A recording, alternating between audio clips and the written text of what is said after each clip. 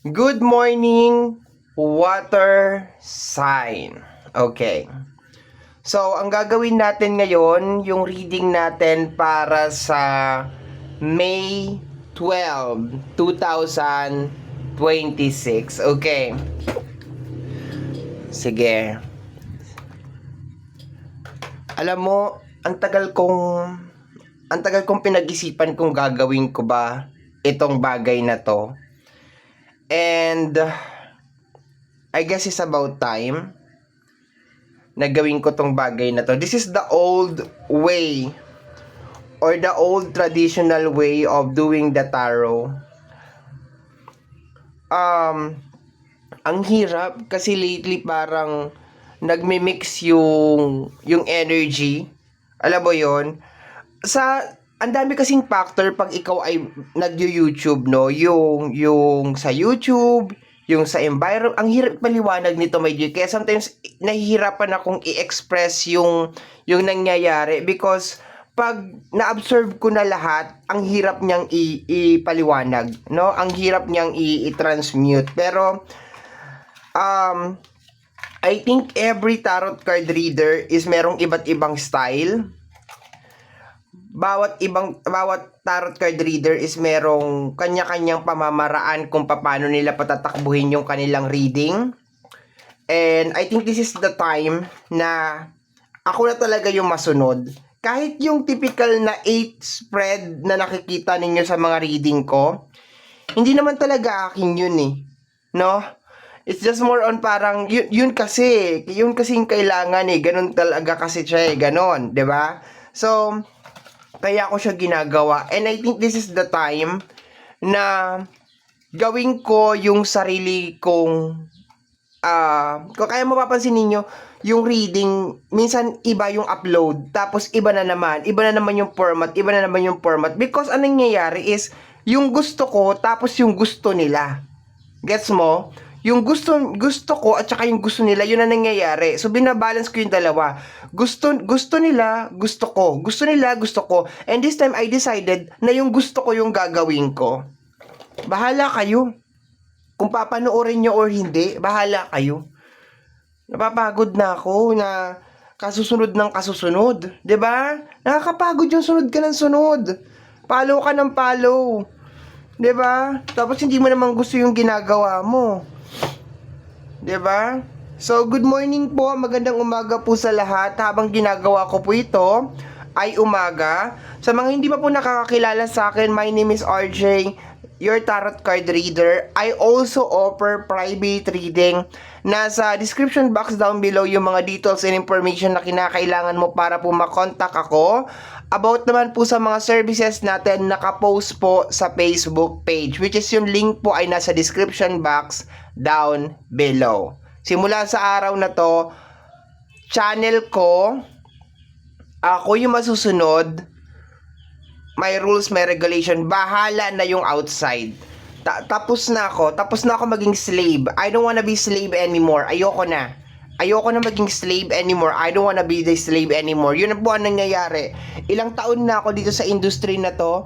5 years, 6 years, okay? Kasi May, anniversary natin. Ngayon ay anniversary natin, May. Pang-anim na taon na natin dito. And ganito pa rin yung nangyayari. 'Di ba? Sunod ako ng sunod sa system. Sunod ako ng sunod sa kung ano. Ayoko na sumunod. Ayoko na talaga. Nasisira yung channel, nasisira yung pinaghirapan ko, nasisira lahat. Ayoko na sumunod. Simula sa araw na to, wala na akong susundin kundi sarili ko. Ayoko na talaga. Okay? So let me see, my dear. Sorry ha, kung medyo nag-open up ako. Kasi alam mo, 6 na taon tayong magkakasama. 6 na taon tayong magkakasama, my dear. 6 years tayong magkasama. And hindi nyo alam to kasi hindi ako allowed na i-discuss to. Hindi ako allowed na i-discuss na kailangan, meron kami sinusunod, meron akong sinusunod. Hindi ko alam kung ganun din sa iba. I do not know kung ganun din sa iba na meron sinusunod na parang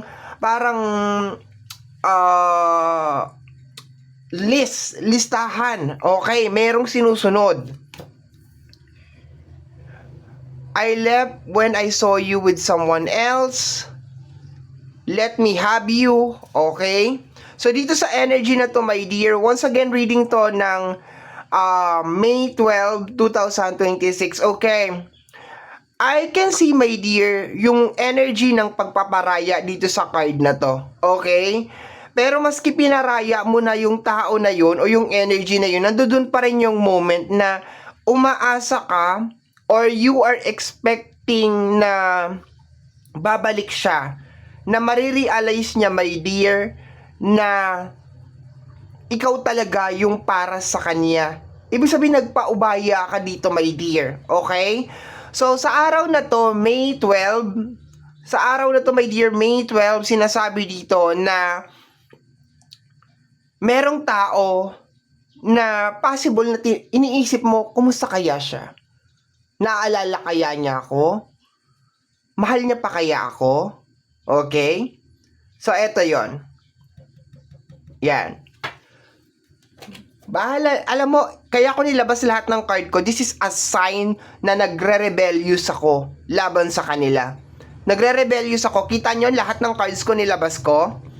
Nakala nyo, kakabahan ako. Sa mga cross-watcher dito, sa mga member ng Jabberwockies, ha?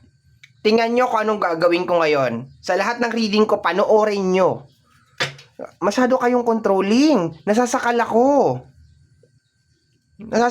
masyado kayong controlling. Kala niyo hindi ko alam na kinokontrol niyo ako? Sorry ha, water sign, sorry.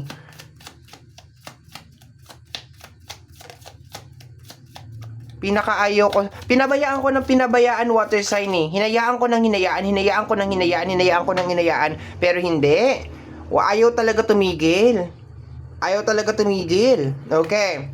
We have here, sometimes I stay awake thinking about you. Okay, iniisip mo pa rin talaga siya. Okay, iniisip mo pa rin itong tao na to. Minsan di ka makatulog, kaiisip sa kanya. Okay? I don't react when people mention you. Minsan may mga tao na kinukumusta siya sa'yo, or minsan parang mayroong mga energy na binobrot out siya biglaan. Nandun ka sa moment na okay lang, parang wala akong nararamdaman, nakamove on na ako, pero honestly, hindi ka pa rin talaga nakaka-move on. Honestly, nandun ka pa rin sa moment, my dear, na iniisip mo pa rin siya. Hindi ka nagpapakita ng reaction. Okay? Hindi ka nagpapakita ng reaction because of siguro ayaw mo siyang bigyan ng power over you. Ayaw mo na maramdaman ng ibang tao na nakakapit ka pa rin dun sa energy niya. Okay? Secret, introvert, don't want to talk, enjoy being alone. Okay? Sinatry mo, my dear, na maging okay. Tinatry mo na maging okay, tinatry mo na mabuhay everyday, lumaban sa kung ano man yung buhay mo nang wala siya. Okay? Nagpaubaya ka, nagparaya ka, binigay mo yung happiness niya. Pero you are hoping, deep inside your heart, nag-hope ka na sana one day mag-message siya, sana one day maalala niya ako, yung ganon, or kahit man lang bumalik siya. Yun ang nakukuha ko dito na energy. Once again, energy to ng May 12, 2026. Okay? Kung nagmamadali ka, my dear, hindi to yung reading para sa'yo, ha? This is going to take time. Kasi ang dami kong nilabas na card. Okay? Talaga. Alam mo, pagising ko ngayong umaga, may biglang sumabog sa isip ko na, teka nga, buhay ko to eh. Bakit mo ako parang ganon. Teka nga, bakit mo ako dinidiktahan kung paano ko yung ganon. No, bigla akong nag-explode, water sign, bigla akong boom. Okay, I know I was losing you, but I don't do anything to fight back. Alam mo, my dear, na Actually, yung energy niya is more on, hindi naman typical na parang, I don't do any, it's just more on parang, hindi mo na siya pinaglaban hanggang dulo. Okay, ito yung energy na parang hindi mo na pinaglaban hanggang dulo. Parang napagod ka na. Ganon. Napagod ka na lang.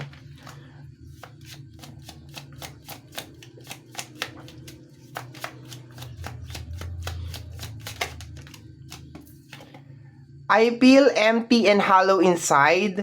I can't open up right now. So, malaking bagay sa iyo, my dear, yung pagkawala niya. Malaking bagay sa iyo. Pero siguro inisip mo na lang na ito yung nararapat eh. Ito talaga yung nararapat na gawin. Kasi ano yung alam mo, parang ang bigat ng pakiramdam na magkasama kayo pero hindi ka naman niya mahal. Alam mo yung magkasama kayo pero iba yung nasa isip niya. Yung parang ganon. Okay? So probably ang tinutukoy dito is your ex.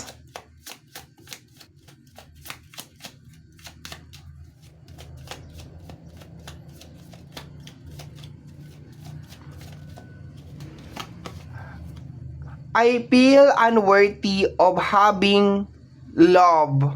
Ulitin natin ha. I feel unworthy of having love in myself. I feel miserable and lost.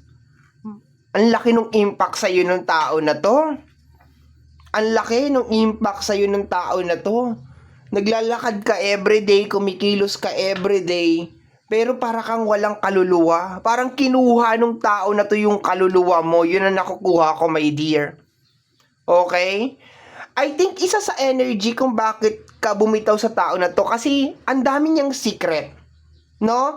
Dito sa energy ng introvert, makikita mo dyan may dalawang tao na parang magkasama kayo pero puro siguro cellphone, 'di ba? Puro cellphone na lang yung ginagawa, cellphone ng cellphone, or hindi mo malang mahawakan yung cellphone niya, hindi mo alam kung sino kausap. Yung parang ganon, no? Ang daming secret na nangyayari sa loob ng connection ninyo. Okay? Let me see, my dear. What is this? Alam mo, okay naman din yung ganun, pero sometimes kasi pag medyo kinukutuban ka na sa partner mo, ako nire-respect ko yung privacy ng partner ko, okay? Pagdating sa usapin ng phone. Pero pag medyo kinukutuban ka na may something off, doon kasi parang may something eh, di ba? Iba kasi yun eh, yung parang makikita mo na ng mga obvious sign na parang may tinatago yung isang tao pag yung cellphone niya laging nakataob, pag yung cellphone niya napakaraming password, no, hindi naman siya importanteng tao, wala naman siyang iniingatan na kahit anong reputasyon or something, 'di ba? Pero napakaraming kos ba? Ang daming nangyayari sa ako guilty ako pagdating sa password, my dear, kasi yung phone ko talaga bawat application ang dami talagang password. Okay, may password talaga lahat ng application. Ang reason ko kasi is pag nawala yung cellphone ko, hindi mo ma-access. Ultimo nga SIM card ko, merong password eh, 'di ba? Kasi pag nawala yung cellphone ko, ninakaw yung cellphone ko, hindi mo ma-access yung mga files ko. Bakit? Naka-connect lahat ng account ko sa cellphone ko, 'di ba? Yung bank book ko, yung bangko ko, yung account ko, yung YouTube ko, lahat naka-connect yan diyan, email ko. Kaya kinakailangan meron talagang password yan. Kasi nangyari na sa akin one time yan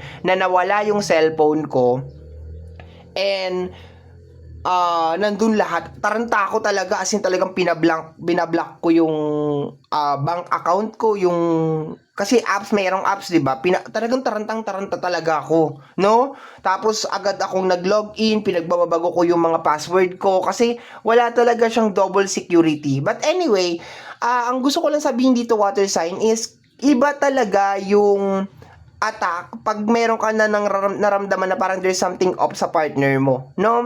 Naiintindihan mo yan, like sa mga in a relationship, sa mga galing sa relationship, alam niyo yung ibig ko sabihin, okay? Once again, I am keeping secret from you and I hope that you don't find it out. Ay, oo, binasa ko na ba to? Hindi ba, no, ngayon lang? Okay, so bago ko to anuhin, Ayun na nga, nabanggit ko na kanina to. Okay? Sabi ko nga kanina na parang sa loob ng connection ninyo, parang hindi kayo magkakilala. Okay? Like you don't know each other. Or yung partner mo, kung sino tong tao na to na tinutukoy mo dito is napakarami niyang secret, napakarami niyang tinatago. Okay? So, tingnan natin, my dear, ha? Ito mamaya, ilalas ko to, ihuhuli ko to. Wala tayong specific na number, bahala na kung ano yung mahuhulog dyan. Matagal ko na itong gustong gawin. As in, ang tagal-tagal ko na itong gustong gawin. Yung uupo ako sa lamesa, tapos dadampot na lang ako ng dadampot ng card. Kaso sasabihin ng iba, hindi, kailangan may pattern. Kailangan meron kang past, present, and future. Kailangan may ganito ka. Wala akong pakialam sa gusto mong mangyari. Pagod na akong sumunod ng sumunod sa manipulative na energy mo. Ha? Pagod na ako. Ha? I'm not talking about, ikaw, water sign. Ano ba yan? Ilabas ko tuloy kay water sign nyo. Huwag ka mag-alala. Pati yung ibang mga element, ilalabas ko rin tumamaya. Uulit-ulitin ko talaga ito. No? No, para it's a tie. Lahat makarisi. Di ba kasi, ay nako. Sige, let's go na tayo. Tama na, wag natin pag-usapan yan. Change the topic. Back tayo sa reading. We have here the Seven of Swords. Secret. Backstabbing na energy. Mandaming nangyayari kasi my dear in the background. Okay? Seven of Swords to. No? Pagod ka na sa mga tao na ganito, my dear. Yung typical na parang okay naman kayo, tapos ang daming tinatago. No? Seven of Swords to, backstabbing na energy. No? Kulay ube, ang itlog. Ay, sorry. The star. Does the moonlight shine on Paris? You feel na parang sinasabotage ka. You feel na parang someone is like, kasi ito ano to star. Teka lang ha. Does the moonlight shine or the Six of Sword? Are you dealing with Aquarius? Nakukuha ka dito yung energy ng Aquarius or either Gemini, Libra, and Aquarius. Okay? Yun na nakukuha ko dito. Gemini, Libra, and Aquarius. Yun na nakukuha ko na energy. Okay?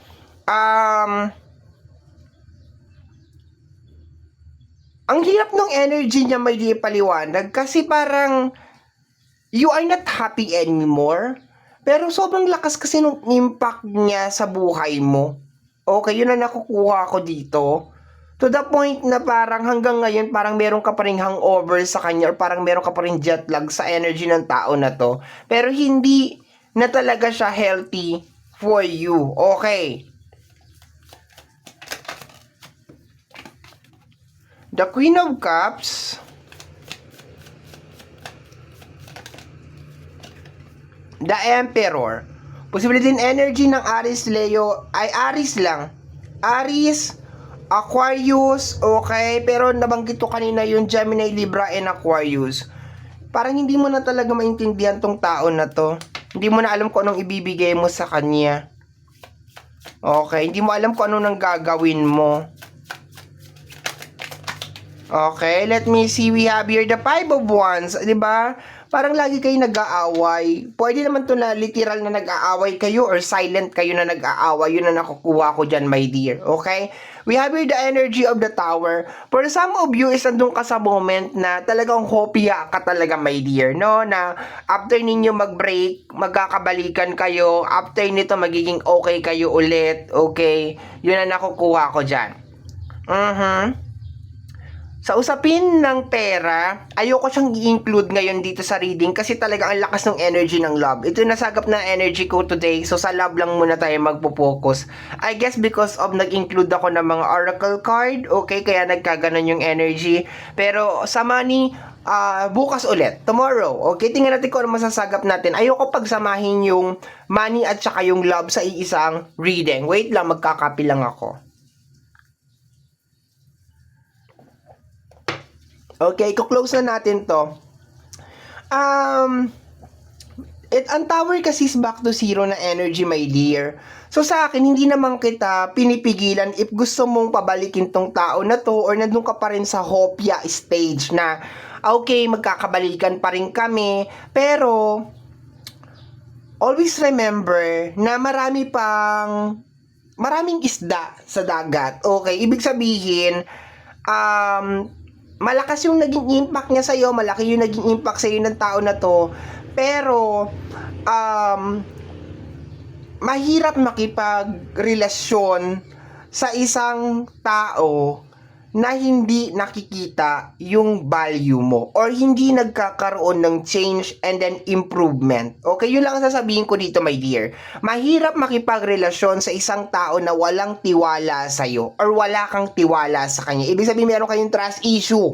Mahirap yon, no? Kahit na siguro mahal na mahal ninyo yung bawat isa, kung araw-araw na ginawa ng Diyos, lagi kayo may trust issue, hirap yan. Okay, like saan siya nagpunta? Sinong kausap niya? Ang hirap ng ganyan. Okay? So, nasa sayo na yan. Once again, reading mo lang to, my dear, ng May 12. Okay? Bahala ka na. Okay? Let me see, close na natin to. Let us close this, okay, with this card. Kung may isang ugali ka na gusto mong baguhin sa sarili mo, ano ito? Period. Di ko na ipapaliwanag yan. Doon na tayo magko-close, my dear. Ulitin ko, ha. Kung meron kang isang ugali, kung may isang ugali ka na gusto mong baguhin sa sarili mo, ano ito? Okay, dinahandahan ko lang, ha? So, bahala ka na kasi question yan, my dear, para sa'yo. Okay? So, my dear water sign, yan, mahaba talaga pag ganito na reading, ha? No, pag hindi niyo gusto yung mga ganitong mahaba na reading, okay lang naman, my dear. Maraming tarot card reader out there, okay?